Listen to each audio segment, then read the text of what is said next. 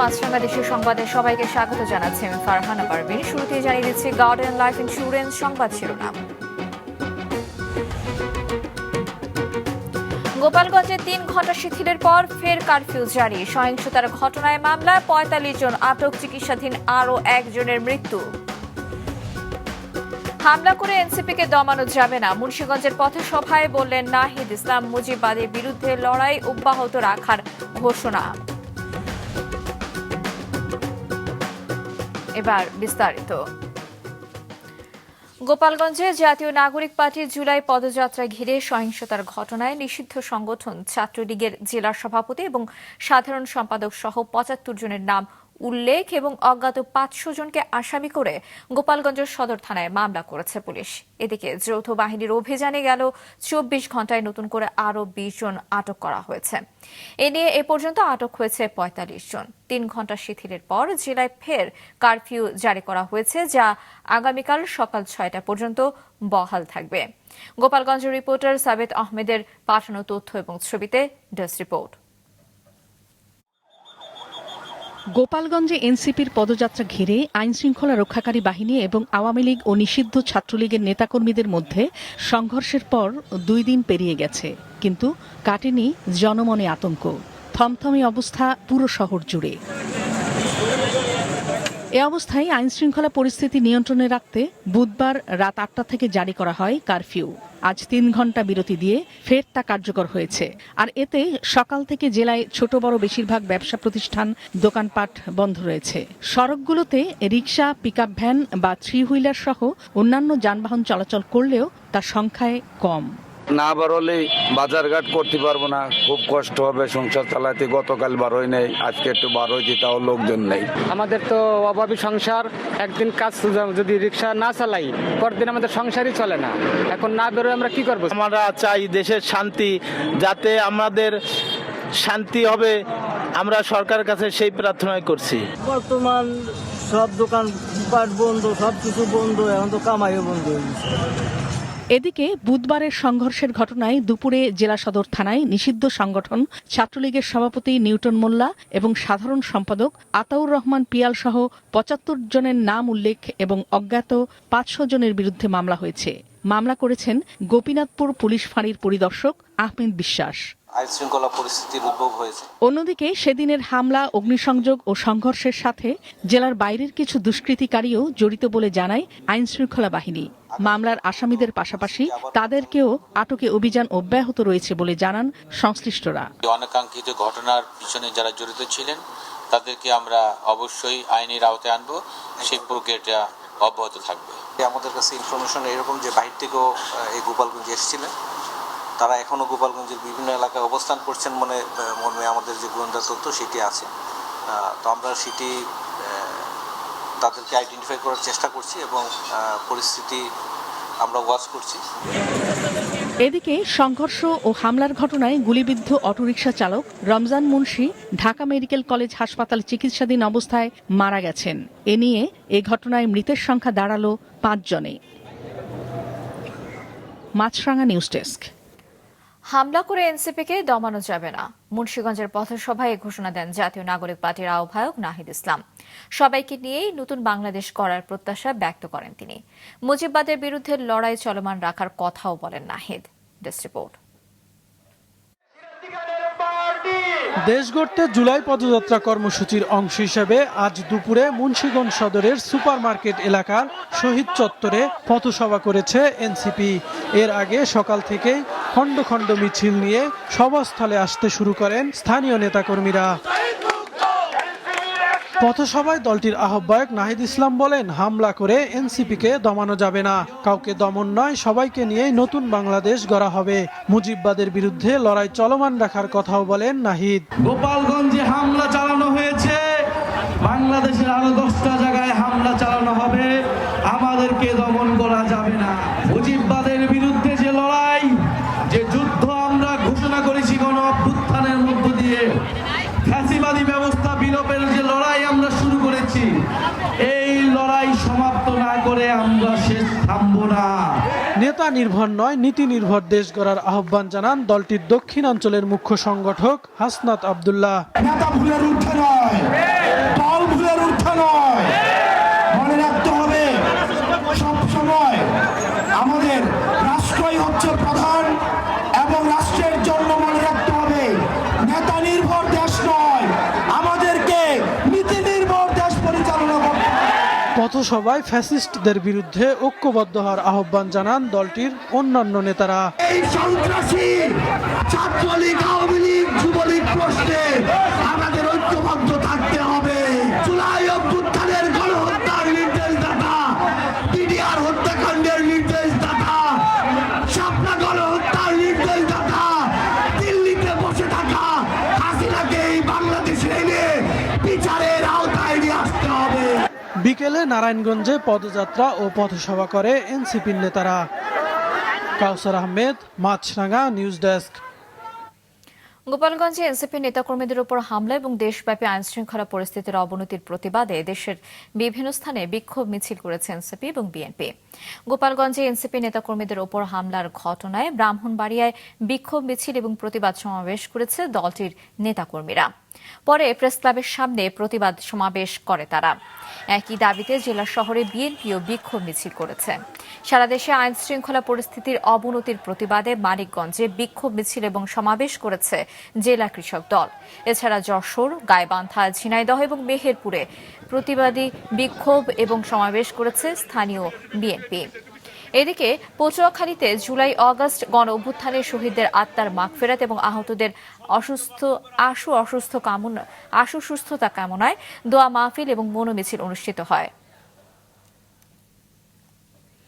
গোপালগঞ্জে এনসিপির নেতাকর্মীদের ওপর হামলার প্রতিবাদে নোয়াখালী এবং গাইবান্ধায় বিক্ষোভ মিছিল এবং সমাবেশ করেছে জামায়াতে ইসলামী এবং ইসলামী ছাত্র আন্দোলন। গতকাল বিকেলে নোয়াখালী জেলা জামিয়া মসজিদের সামনে থেকে একটি বিক্ষোভ মিছিল বের করে জামায়াত ইসলামী। মিছিলটি শহরের প্রধান সড়ক প্রদক্ষিণ করে পুনরায় মসজিদ মোড়ে গিয়ে শেষ হয়। পরে সেখানে সংক্ষিপ্ত সমাবেশ করে তারা। এ সময় জেলা জামায়াত আমির হামলাকারী পতিত আওয়ামী লীগের দোসরদের দ্রুত সময়ের মধ্যে গ্রেপ্তার এবং অবৈধ অস্ত্র উদ্ধারে আইন শৃঙ্খলা বাহিনীর প্রতি আহ্বান জানান। এদিকে একই দাবিতে গাইবান্ধায় বিক্ষোভ মিছিল করেছে ইসলামী ছাত্র আন্দোলন। গাইবান্ধা বড় মসজিদের সামনে থেকে মিছিলটি বের হয়ে শহরের বিভিন্ন সড়ক প্রদক্ষিণ করে ডিবি মোড়ে গিয়ে সমাবেশ করে তারা। জুলাই গণ অভ্যুত্থানের 1 বছর পূর্তি উপলক্ষে সারা দেশে মিনি ম্যারাথনের আয়োজন করা হয়েছে। এতে অংশ নেয় স্কুল কলেজের শিক্ষার্থী সহ বিভিন্ন বয়সী এবং শ্রেণী পেশার মানুষ। সকালে সিলেটের কিন ব্রিজ এলাকায় বেলুন উড়িয়ে ম্যারাথনের উদ্বোধন করেন জেলা প্রশাসক মোহাম্মদ শের মাহবুব মুরাদ। পরে কিন ব্রিজ থেকে ম্যারাথন শুরু হয়ে চৌহাট্টা, রিকাবি বাজার, লামা বাজার হয়ে আবার কিন ব্রিজে গিয়ে শেষ হয়। এর আগে ভোরে বান্দরবানের পার্বত্য জেলা পরিষদের প্রাঙ্গণে ম্যারাথনের উদ্বোধন করেন পার্বত্য জেলা পরিষদের চেয়ারম্যান অধ্যাপক থানজামা লুসাই। ম্যারাথনটি মেঘলা পর্যটন এলাকা থেকে শুরু হয়ে জেলা প্রশাসকের কার্যালয়ে গিয়ে শেষ হয়। পরে বিজয়ীদের মাঝে পুরস্কার বিতরণ করা হয়। এছাড়া শরীয়তপুর, মানিকগঞ্জ, চুয়াডাঙ্গা, ভোলা, পটুয়াখালী, নোয়াখালী, খাগড়াছড়ি, মোংলায় ম্যারাথন অনুষ্ঠিত হয়। জুলাই গণ অভ্যুত্থানের বর্ষপূর্তি উপলক্ষে দেশের বিভিন্ন জেলায় গ্রাফিতি এবং চিত্রাঙ্কন প্রতিযোগিতা অনুষ্ঠিত হয়েছে। গতকাল বিকেলে গাইবান্ধা শহরের রজত জয়ন্তী স্কুলে এই প্রতিযোগিতা হয়েছে। এতে গাইবান্ধা জেলার 8টি স্কুলের প্রায় 200 শিক্ষার্থী অংশ নেয়। পরে বিজয়ীদের মাঝে পুরস্কার তুলে দেন অতিরিক্ত বিভাগীয় কমিশনার আব্দুল মোত্তালেব সরকার। এদিকে দিনাজপুরের হিলিতেও জুলাই শহীদদের স্মরণে গ্রাফিতি এবং চিত্রাঙ্কন প্রতিযোগিতা অনুষ্ঠিত হয়েছে। গতকাল উপজেলা প্রশাসন এবং মাধ্যমিক শিক্ষা অফিসের আয়োজনে হাকিমপুর সরকারি কলেজের দেওয়ালে এই গ্রাফিতি এবং চিত্রাঙ্কনের মধ্য দিয়ে জুলাই গণ অভ্যুত্থানের চিত্র তুলে ধরেন শিক্ষার্থীরা। স্মরণকালের ভয়াবহ বন্যার বছর না পেরোতেই ফের পানিতে ডুবেছে ফেনীর বিভিন্ন উপজেলা। নিম্নাঞ্চল এবং নদী তীরবর্তী এলাকার পরিস্থিতি ধীরে ধীরে স্বাভাবিক হতে শুরু করায় স্পষ্ট হচ্ছে ক্ষয়ক্ষতির চিহ্ন। এদিকে ভোলায় অতি জোয়ারের কারণে ডুবে গেছে ইলিশা ফেরিঘাট। এতে ভোগান্তিতে পড়েছেন ভোলা লক্ষ্মীপুর নৌ রুটের যাত্রীরা। Desk report. চলতি মাসের ৮ তারিখ থেকে টানা বৃষ্টি ও ঢলের কারণে জলাবদ্ধ পরিস্থিতি তৈরি হয় ফেনী ও নোয়াখালী অঞ্চলে। এতে ফেনীর ফুলগাজীর পরশুরাম ও ছাগলনাইয়া উপজেলার ১৩৭টি গ্রাম প্লাবিত হয়ে পানিবন্দী হয় লাখ লাখ মানুষ। প্রায় এক সপ্তাহ পর পানি নেমে যাওয়ায় স্পষ্ট হতে শুরু করেছে ক্ষয়ক্ষতির চিহ্ন। এখনও দুর্গত এলাকা থেকে পুরোপুরি পানি নেমে না যাওয়ায় ক্ষয়ক্ষতির পরিমাণ নিরূপণের কাজ শুরু করতে বেগ পেতে হচ্ছে সরকারি দপ্তরগুলোকে। তবে প্রাথমিকভাবে জানা গেছে প্রায় ১২৬ কিলোমিটার গ্রামীণ সড়ক, ৩,০০০ হেক্টর ফসলি জমির ফসল ও প্রায় ৯ কোটি টাকার মাছ ভেসে গেছে। 10-15 জনের টাইলি তারপরে চিনজিটা পার করতে হয় আর আমরা সকা সাম্বা সবকিছু ভাঙি যাবে। 50,000 টাকা জ্বালা যা বসাইছি 10,000 জ্বালা হয়েছি ব্যাগ শেষ মিশু ব্যাগ পানি চলে এখনো জ্বালার উপরে আমার 3,000 পানি। গরু ঘরেও পানি আর থাকার ঘরেও পানি, বাচ্চা কাচ্চা নিয়ে বহুত কষ্ট হইতে আছে। কিভাবে যাব তা চিন্তা করতেছি, ছোট বাচ্চা লই পড়ি না মরি এগুলো তো টেনশনে আছে। এই যে ডেলিভারি রুগী, তারপরে এমনি রুগী মুরব্বীরা এটা ফার ধরে না। চলাফেরা রাস্তাটা যেন দ্রুতভাবে তাড়াতাড়ি যেন ঠিক করে দিই, এই জন্য আমরা আহ্বান করতেছি। এছাড়া মহুরী, কুহুয়া ও সিলোনিয়া নদীর বন্যা রক্ষা বাঁধের ভেঙে যাওয়া 41টি পয়েন্টের মেরামতের কাজও শুরু করা হয়েছে। প্রকৃত চিত্রটা পাওয়া গেলে সেই অনুযায়ী একটা অনুমিত ব্যয় নিয়ে যেই দাপ্তরিক প্রক্রিয়াগুলি টেলিফোনে সম্পন্ন করে আমরা মাঠে কাজ শুরু করছি। পরশুরাম এবং ফুলগাজীতে যেহেতু পানি নামতে শুরু করছে, এখন কিন্তু বন্যার প্রকৃত ক্ষয়ক্ষতি কিন্তু দৃশ্যমান হচ্ছে। সেটিও আমরা ক্ষয়ক্ষতি নিরূপণ করে যারা ক্ষতিগ্রস্ত রয়েছেন তাদেরকে জেলা প্রশাসনের পক্ষ থেকে তাদেরকে পর্যাপ্ত সহায়তা দেওয়া হবে। নোয়াখালীতে এখনও সদর, কবিরহাট, কোম্পানিগঞ্জ ও বেগমগঞ্জ উপজেলার বেশিরভাগ এলাকা পানিতে তলিয়ে রয়েছে। সড়কগুলো পানিতে ডুবে থাকায় যোগাযোগ ব্যবস্থা ভেঙে পড়েছে। খাল দখল ও পানি নিষ্কাশনের ব্যবস্থা না থাকায় ধীর গতিতে নামছে পানি। কিন্তু এখনো বাড়ি থেকে পানি নামে নাই, বাড়িতে এখনো হাঁটুর কাছাকাছি পানি আছে। পোলট্রি সাইডে আমার প্রায় 6-7 লক্ষ টাকার মোরগ নষ্ট হয়ে গেছে, আমি অনেক ক্ষতিগ্রস্ত হয়ে গেছি। এদিকে ভোলায় অতি জোয়ারের কারণে ইলিশা ফেরিঘাট ডুবে গেছে। এতে ভোগান্তিতে পড়েছেন ভোলা লক্ষ্মীপুর নৌ রুটের যাত্রীরা।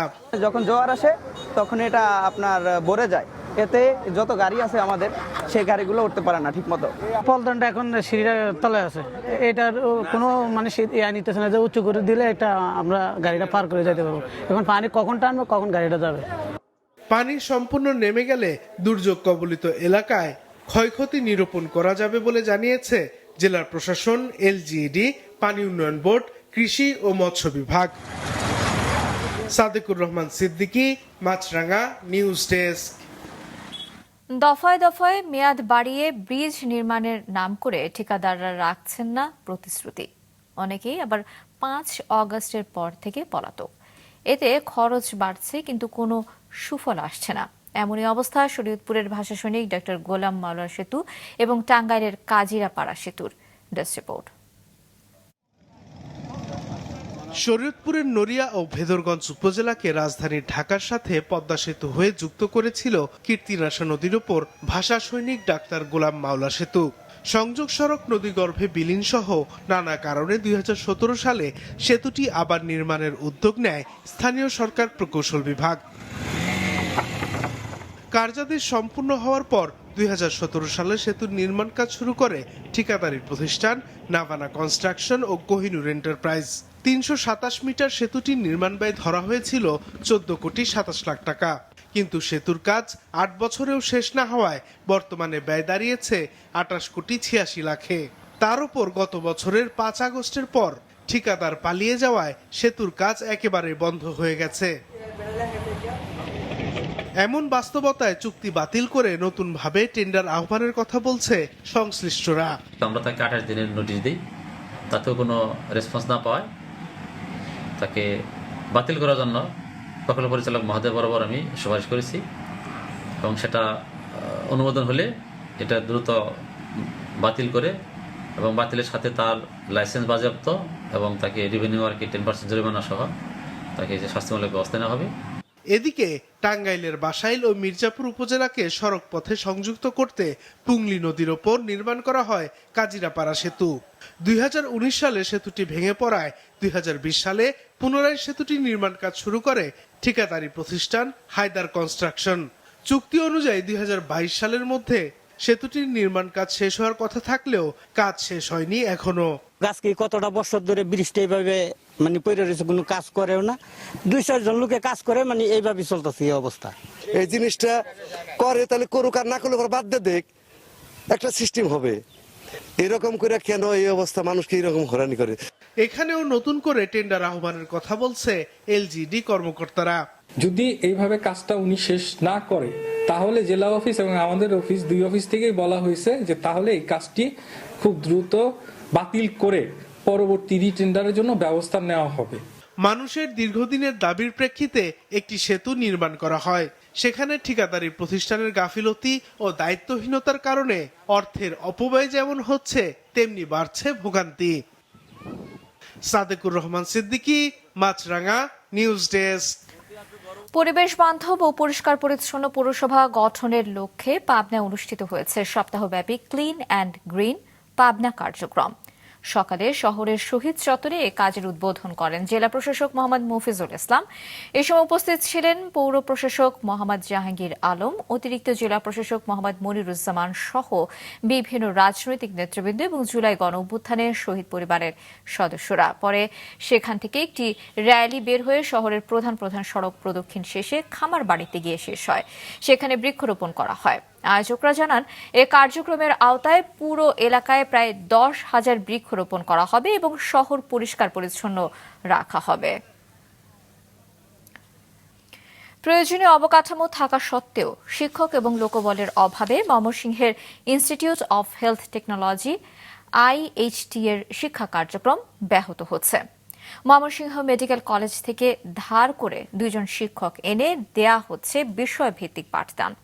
অন্য বিষয়গুলো থেকে যাচ্ছে পাঠদানের বাইরে। অনিশ্চয়তার মধ্যে পড়ে রয়েছে শিক্ষার্থীদের ভবিষ্যৎ।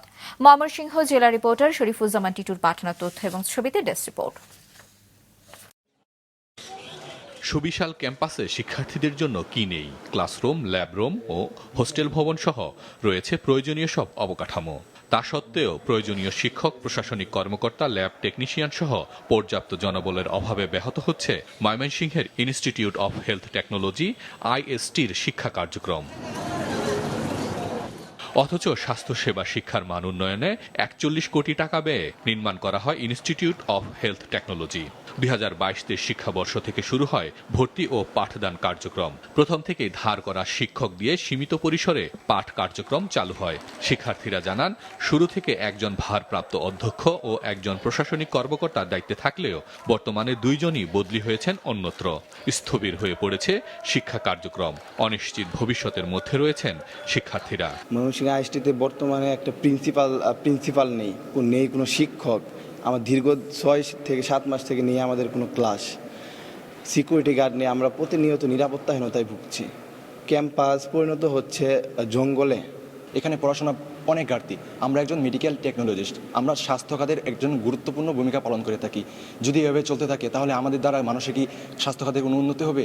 এখন এভাবে যদি পড়াশোনা একটা সরকারি প্রতিষ্ঠান হয়ে যদি এভাবে পড়াশোনা চলতে থাকে তাহলে আমাদের ভবিষ্যৎ কী হবে? আমরা কোথায় যাব? বা সরকারের উচিত এটাকে নিয়ে একটু চিন্তা করা। ক্যাম্পাসে পর্যাপ্ত নিরাপত্তা কর্মী না থাকায় নারী শিক্ষার্থীরা আছেন নিরাপত্তার শঙ্কায়। আমাদের কোনো নিরাপত্তা না, কোনো সিকিউরিটি গার্ড নেই। আমরা এখানে হোস্টেলে ভয়ের মাঝখানে এখানে থাকতেছি। আমাদের ফ্যামিলি থেকেও আমাদেরকে নিয়ে অনেক দুশ্চিন্তার মধ্যে আছে। যদি আমাদের এরকম সমস্যার সম্মুখীন হতে হয় তাহলে এটা কি হবে? এটা আমাদের সরকারের কাছে দাবি রইল, আমাদের অধিকার আমাদের ফিরিয়ে দিবেন। বর্তমানে ময়মনসিংহ মেডিকেল কলেজের 2 জন শিক্ষক সপ্তাহে 2 দিন বিষয়ভিত্তিক পাঠদান দিয়ে থাকেন, কিন্তু অন্য বিষয়ে শিক্ষক না থাকায় পাঠদান হচ্ছে না। সেটার থেকে সমাধান হচ্ছে 1 নম্বর হচ্ছে পদ সৃজন করা, 2 হচ্ছে এখানে পদ সৃজন করে রাজস্ব কোড তৈরি করে বরাদ্দ দেওয়া, আর সবচেয়ে আগে যেটা দরকার সেখানে হচ্ছে এখানে শিক্ষক দেওয়া, গার্জিয়ান হিসেবে রাখা। তো আমি চাই যে প্রিন্সিপাল অতি শীঘ্রই নিয়োগ দেওয়া হোক প্রিন্সিপাল। আর যারা কর্মচারী আছেন তাদেরকে অন্য জায়গা থেকে আনা হচ্ছে, এরকম আরও কর্মচারী দেওয়া হোক।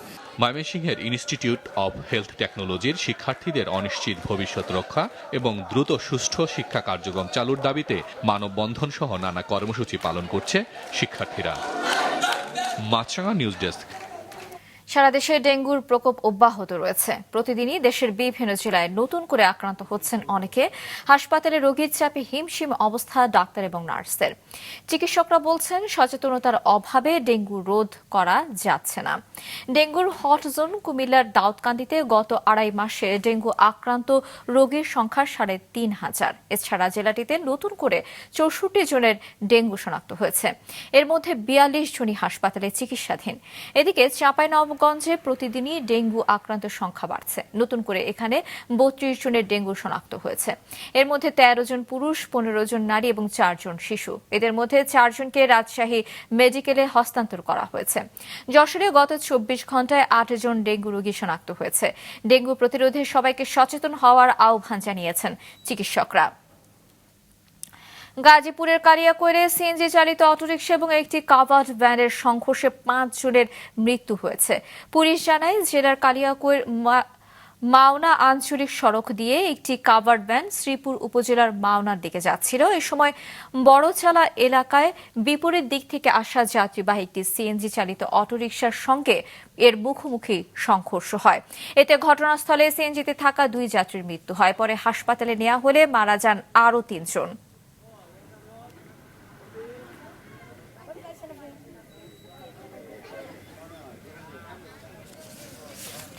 ভোলার লালমোহন উপজেলায় 20 কেজি ওজনের হাঙ্গর সহ 800 কেজি সামুদ্রিক মাছ এবং 2টি অবৈধ ট্রলিং বোট জব্দ করেছে কোস্টগার্ড। গতরাতে কোস্টগার্ডের মিডিয়া কর্মকর্তা লেফটেন্যান্ট হারুনুর রশিদ এই তথ্য নিশ্চিত করেছেন।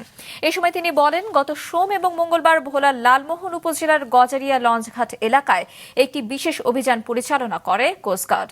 অভিযানে ওই এলাকা থেকে 2টি অবৈধ আর্টিসানাল ট্রলিং বোট এবং 20 কেজি হাঙ্গর সহ 800 কেজি সামুদ্রিক মাছ জব্দ করা হয়। পরবর্তীতে জব্দ মাছ মৎস্য বিভাগের কর্মকর্তাদের কাছে হস্তান্তর এবং হাঙ্গর মাছটি বন বিভাগের কর্মকর্তাদের উপস্থিতিতে বিনষ্ট করা হয়। মাছরাঙা দেশের সংবাদ শেষ করার আগে গার্ডিয়ান লাইফ ইন্স্যুরেন্স সংবাদ শিরোনামগুলো আরও একবার। গোপালগঞ্জে 3 ঘণ্টা শিথিলের পর ফের কারফিউ জারি। সহিংসতার ঘটনায় মামলা, 45 জন আটক, চিকিৎসাধীন আরও 1 জনের মৃত্যু। হামলা করে এনসিপিকে দমানো যাবে না, মুন্সিগঞ্জের পথসভায় বললেন নাহিদ ইসলাম। মুজিববাদের বিরুদ্ধে লড়াই অব্যাহত রাখার ঘোষণা। পানি নেমে যাওয়ার পর স্পষ্ট হচ্ছে ফেনী এবং নোয়াখালীর ক্ষতচিহ্ন। অতি জোয়ারে ডুবে গেছে ভোলার ইলিশা ফেরিঘাট, ভোগান্তিতে যাত্রীরা। এছাড়া এখনকার মতো ফেসবুকে আপডেট পেতে ভিজিট করুন মাছরাঙা টেলিভিশনের পেজে, ইউটিউব চ্যানেলেও দেখতে পারেন আমাদের সংবাদ প্রতিবেদন এবং অনুষ্ঠান। আমাদের পরবর্তী সংবাদ সন্ধ্যা 7টায় দেখার আমন্ত্রণ রইল।